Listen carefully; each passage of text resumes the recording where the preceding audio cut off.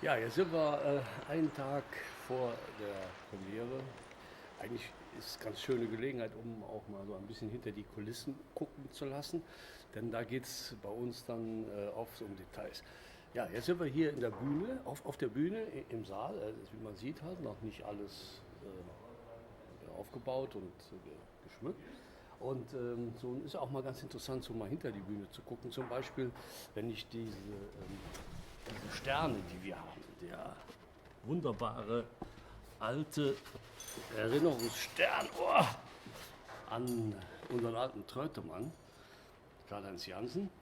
Und dann, kommt mal mit hier, das ist für mich mein Lieblingsfreund, das ist unser Mond. So, schaut euch den an.